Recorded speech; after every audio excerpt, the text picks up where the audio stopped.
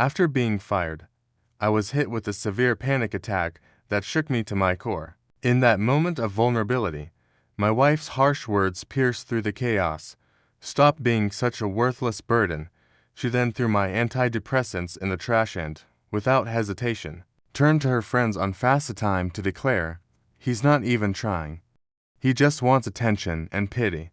Those words cut deeper than any knife, and I heard every single one. Fast forward 2 months, and she came to regret everything she had said. I had dedicated 8 years of my life to the same company. Imagine your typical tech startup, with its phonyware, a family vibe, and those ridiculously overpriced coffee machines that gathered dust in the corner. Last month, the dreaded restructuring happened at corporate lingo for a mass layoff. 8 years of pouring my soul into 60-hour work weeks, sacrificing vacations, and tackling midnight emergencies boiled down to a 15-minute Zoom call.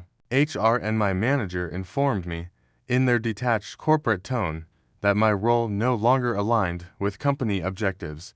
As their faces disappeared from the screen, it felt like someone had yanked the emergency brake on my life, and I was left staring at the cold glow of my laptop. For about a year, I'd been battling anxiety, relying on mild medication just to take the edge off. But the panic attack that struck that day was a different beast entirely, catching me off guard and overwhelming my world. My heart was pounding so hard, it felt like a drumbeat echoing in my ears.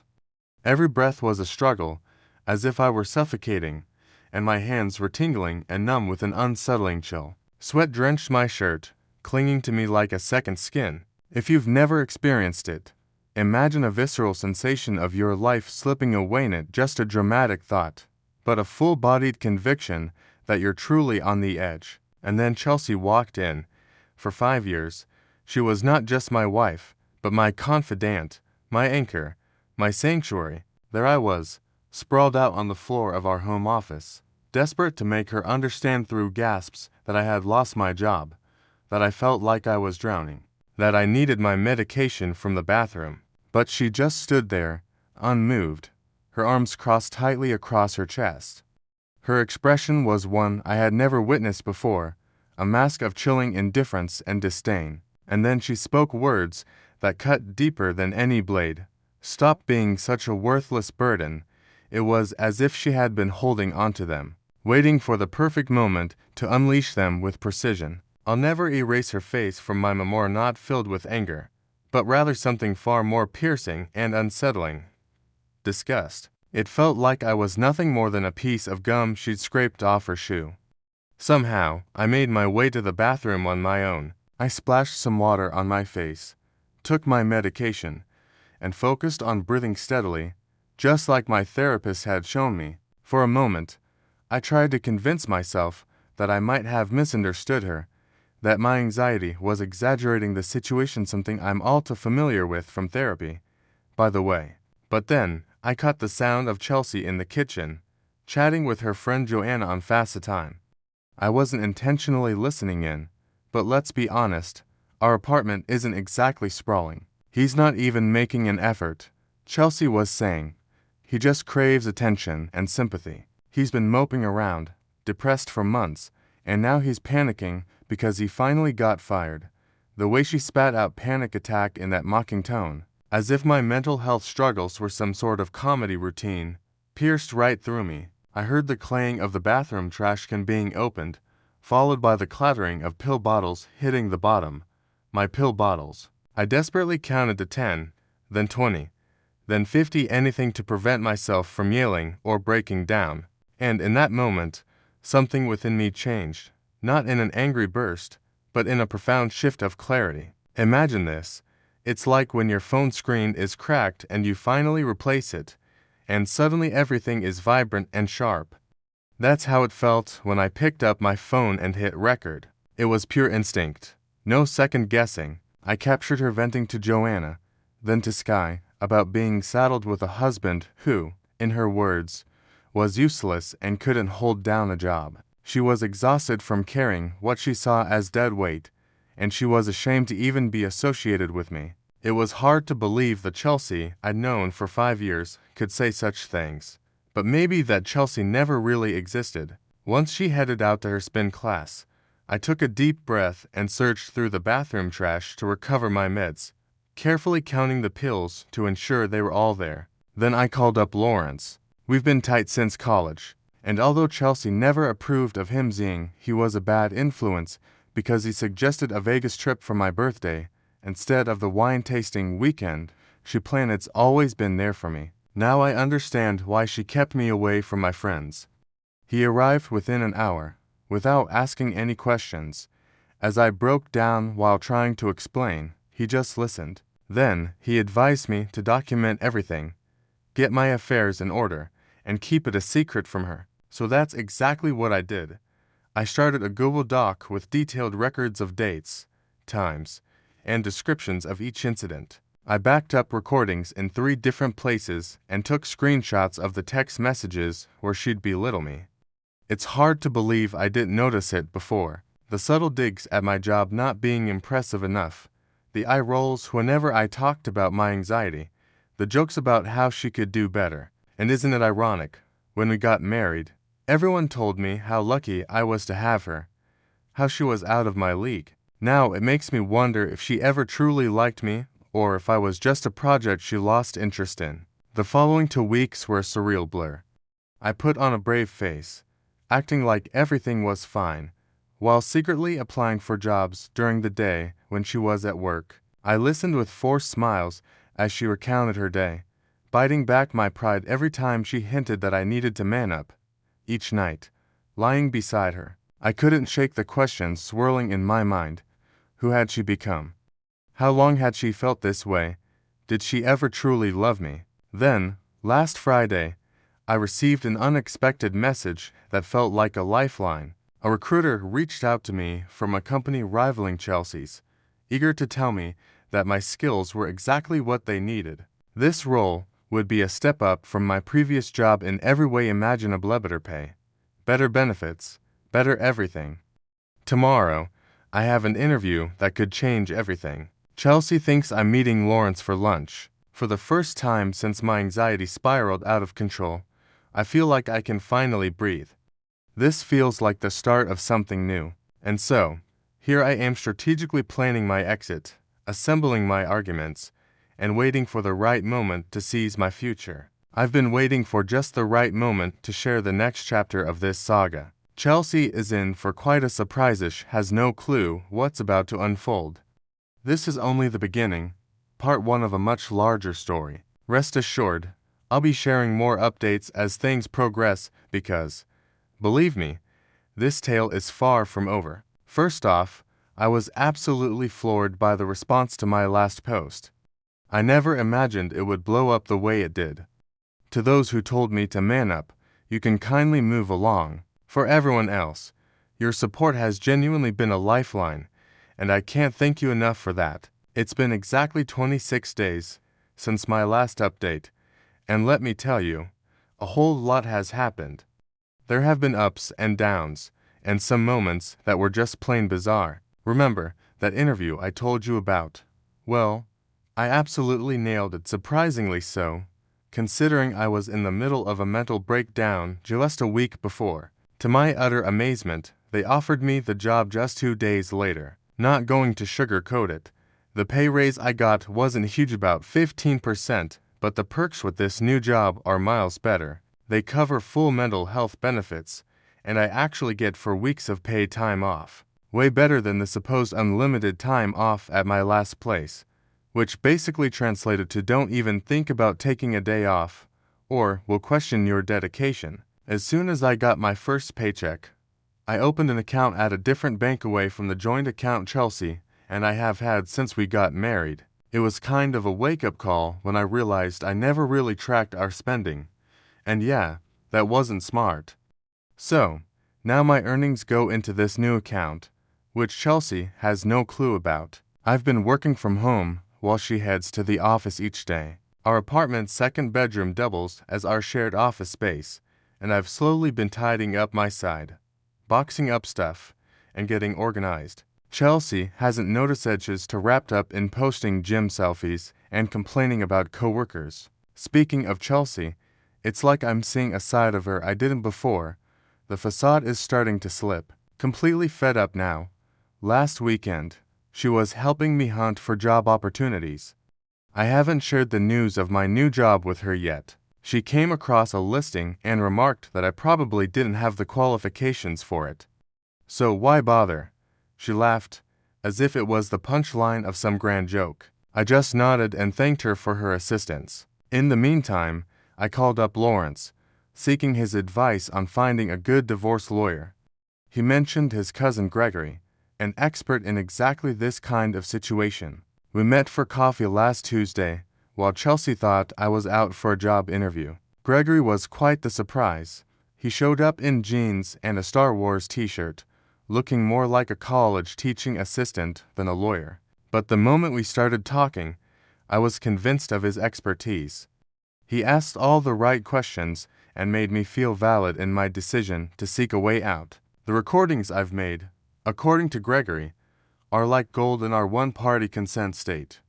He also laid out how the financials might unfold. We've been married for 5 years, thank goodness. No kids, and both of us earn an income. Here, that usually means a straightforward split without alimony unless one can prove the other was abusive or hiding assets. Well, guess who's got evidence of emotional abuse? That's right. I've been meticulously crafting what Gregory refers to as my exit packet, gathering financial documents, text messages, recordings, photos of my prescribed meds tossed in the trash, and screenshots of Chelsea's social media where she subtly undermines me. It's like piecing together a puzzle where the final image is my freedom, and then an unexpected turn of events brightened my journey. I reached out to my long-lost friend, Sky, whom I hadn't spoken to in nearly 2 years. Chelsea used to claim Sky was too dramatic and a bad influence, but we used to enjoy gaming together every weekend before my marriage. Reconnecting with Sky was like a breath of fresh air, reminding me of the joyful parts of myself I had almost forgotten. Sky dropped a bombshell on me that made my stomach churn. Apparently, Chelsea had been painting me as mentally unstable and unbearable to live with to our entire group of friends, claiming for years that I was dragging her down. All the while, she'd smile sweetly at me and profess her love. Sky had the evidence of screenshots upon screenshots dating back 3 years of Chelsea lamenting about me in group chats I wasn't a part of, making me out to be the deranged husband when, in reality, I was just working tirelessly to support us. The blow hit me like a freight train. I spent the whole night staring blankly at the ceiling, overwhelmed with the sickening question, had anything in our relationship ever been real? By morning, Chelsea sensed something was off and asked if I was okay. The irony of her concern almost made me laugh. Now she cares. I just mumbled an excuse about a headache and slipped back into the facade of normalcy. But keeping up this charade is becoming increasingly unbearable. Every evening, I find myself sitting across from her at dinner, enduring endless monologues about her own life. And every night, I lie beside someone who seems to view me as nothing more than a useless burden. It's playing havoc with my mind. On a brighter note, my new job is turning out better than I ever expected. My team is actually quite solid, and my boss, Sydney, genuinely values my experience. The company culture is a refreshing change less toxic than my previous workplace, which is a rare gem in this industry. Last Friday, we had our quarterly mixer. With Chelsea visiting her parents, I seized the chance to attend, network a bit, and even rub elbows with some higher-ups. To my surprise, I ended up chatting with Chelsea's boss, not her direct supervisor, but her boss's boss. It's a small world, isn't it? I decided not to mention that Chelsea and I are married. Instead, we talked about the industry, its challenges, and all the typical small talk, but I left an impression. The day after, Sydney texted me with unexpected news. Her boss was really impressed with the insights I shared. I chuckled to myself because, in reality, I was just echoing the complaints I'd heard Chelsea make dozens of times. Meanwhile, my hunt for a new apartment has become an all-consuming task. I'm not after luxury, just a simple one-bedroom spot where Chelsea wouldn't think to look for me. Finally, I stumbled upon an okay place about 20 minutes from work. It's not perfect, but with a month-to-month lease, it's exactly what I need right now. I've been discreetly moving small belongings out when Chelsea in around. Nothing obvious, just clothes, extra electronics, and irreplaceable documents. Thankfully, Lawrence has been a lifesaver, letting me stash things at his place. But yesterday, Chelsea crossed a line that reinforced my decision. She actually went through my phone while I was in the shower. That invasion of privacy was the final straw. Let me tell you a little story about my phone and the peculiar happenings around it. I have this secure fingerprint lock, plus a pin for extra precaution. Well, one day, as I picked up my phone, there it was wide open, staring back at me with its home screen. I have this ritual, you see, of closing all my apps before setting the phone down. Every time, no exceptions. So, imagine my surprise when I saw it unlocked like that. But truth be told, I wasn't entirely taken aback. I had anticipated this moment, a silent expectation. My important conversations are safely tucked away in a messaging app she hasn't the faintest clue about. My emails, they vanish right after I read them. And my search history, pristine.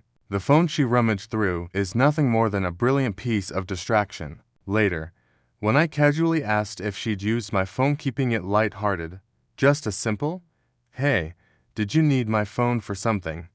her reaction was something to behold. She went on the defensive, accused me of being paranoid, and even suggested that maybe my phone had unlocked itself in my pocket. Then, like a pro, she seamlessly shifted gears to argue that we desperately needed to buy new towels. Towels, as if that was the real emergency. As my life seemed to crumble around me, I found myself simply nodding and agreeing to whatever towel she preferred. Yet, inside, something shifted. He felt a newfound resolve. Any lingering doubts I had about my plan faded away at that moment. And then today happened, a day that changed everything. My new company announced a restructuring. It's funny how life works, isn't it? Instead of layoffs, they're expanding. They're acquiring parts of a competitor and need someone to lead the transition team for one of the divisions. Sydney called me into a meeting with the higher-ups.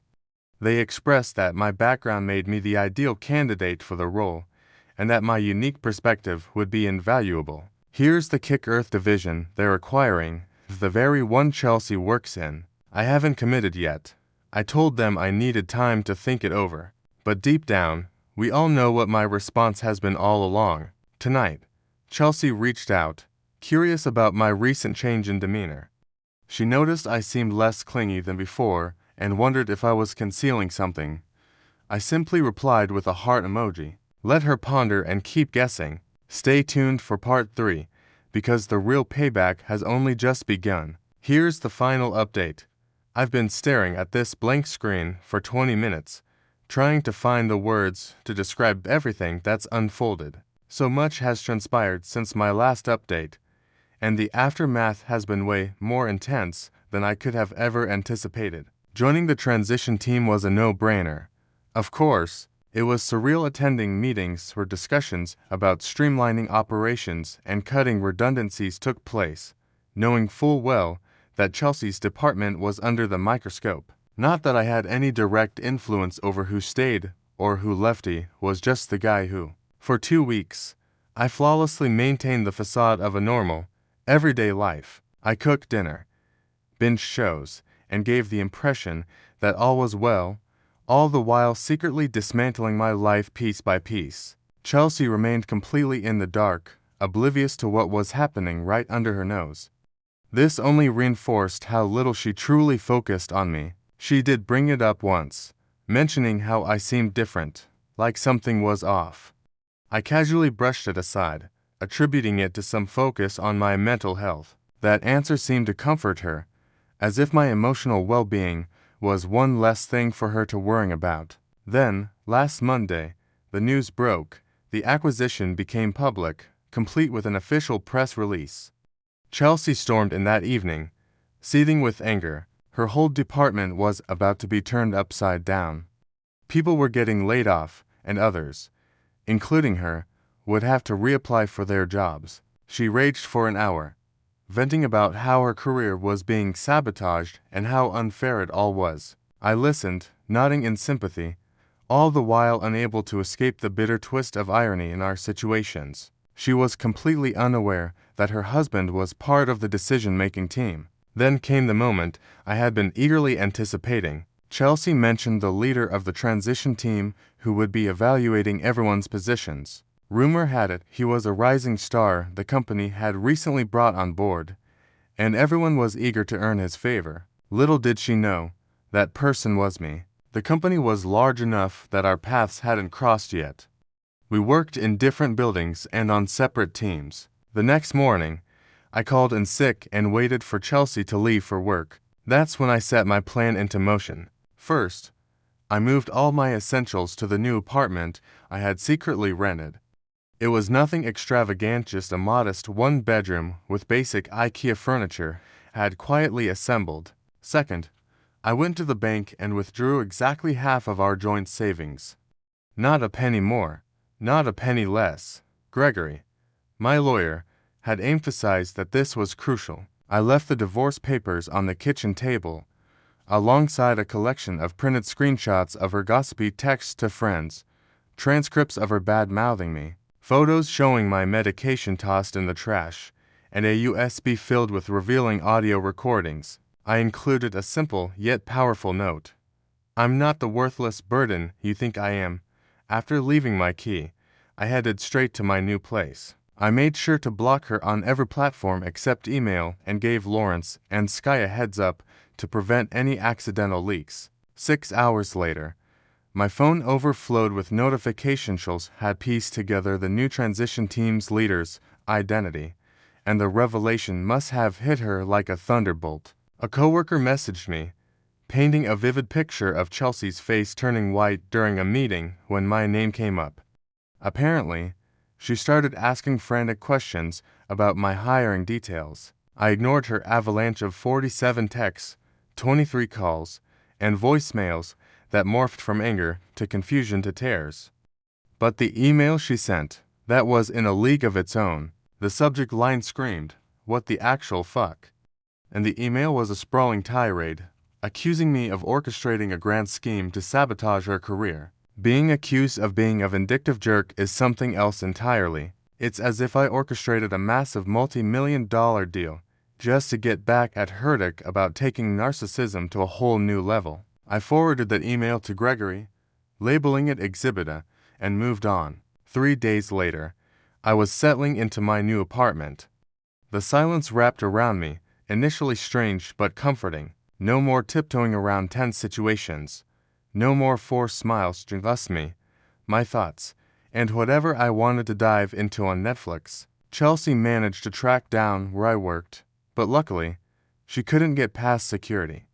From the sounds of it, she caused quite a commotion in the lobby. The security footage has now been added to our growing divorce file. Then came the messages from her crew, flying monkeys, as I started calling them. Friends texted me about how I was supposedly shattering her heart and ruining her life. Her sister slid into my Instagram DMs labeling me a sociopath. Even her mom left me a voicemail, insisting I owed Chelsea an explanation. I stood my ground and chose not to respond to any of it. I've documented everything and sent it over to Gregory. By day 4, chaos erupted at work. Someone may have my suspicion started a rumor that I was exploiting my position to single out Chelsea. HR promptly called me in for a meeting. I walked in ready for anything. I presented them with screenshots of texts from Chelsea in which she insulted me, calling me worthless. Then, I played a recording of her ridiculing me during a panic attack. I clarified that from the very beginning, I had informed Sydney about the potential conflict of interest and had deliberately removed myself from any decisions regarding Chelsea's role. As the HR representative listened to the recordings, she visibly squirmed. All she could manage was an occasional, "I see," while jotting down notes. By the meeting's end, she reassured me that my job was secure and that the issue would be addressed appropriately. In other words, things weren't looking good for Chelsea. Just 2 more days to go. As time went on, Chelsea's emails became increasingly frantic. She insisted that she was merely stressed when she said those hurtful things, arguing that I had misunderstood her words. Everything, she claimed, had been taken out of context. Then, she dropped a bombshell. In an email, Chelsea revealed she had consulted a lawyer who supposedly told her she could accuse me of financial sabotage and inflicting emotional distress. She threatened to ruin me in court unless I put an end to what she called a childish vendetta. Gregory's response was nothing short of a legal masterpiece. He dismantled her claims, pointing out how laughable they were in the face of the evidence we had. He made it clear that if she wanted to take this to court, we were prepared with numerous recordings and witnesses ready to testify about her pattern of emotional abuse. There was radio silence from her for a full 24 hours after Gregory's email. Then, yesterday happened. As I was grabbing coffee near work, I noticed her sitting quietly in a corner of the cafe. She looked disheveled, as if she hadn't slept for days, an image that spoke volumes. Hair unkempt, eyes swollen with the weight of past encounters. I initially felt a twinge of sympathy, but then the memory of her dismissive sneer and the sting of her words calling me worthless flashed vividly in my mind. I could still hear the derisive laughter she shared with her friends, mocking my struggles with mental health. I was set to walk away when she spotted me. She called out, stepping forward with a purpose. Every instinct screamed at me to run. Yet, I stood firm. 5 years of marriage had to account for something, even if only one final exchange. She asked for a moment to talk, and I conceded to just 5 minutes, no more, no less. Then, something happened that caught me entirely off guard. Chelsea broke down. These weren't calculated tears, but raw, unfiltered emotion. Her crying was uncontrolled and intense, mascara streaking her cheeks, body trembling in a spectacle of vulnerability. Right there in the bustling Starbucks, all eyes were drawn to us. Even the barista couldn't hide their concern. I couldn't shake the feeling of being the bad guy, even though I wasn't the one at fault. I led her out to the patio, handed her a napkin, and gave her a moment to collect herself. What she said next stopped me in my tracks. She confessed to being awful, to saying hurtful things that couldn't be unsaid. Losing me, she realized, had made her see what she had momentarily tossed aside. For a brief moment, I hesitated. 5 years is a long time, filled with both cherished and painful memories. But then she laid it out there. I'm sure we can work this out before it affects my position at work. And there it was, her true priority revealed. Not our marriage, not my well-being, just her career. That was the turning point.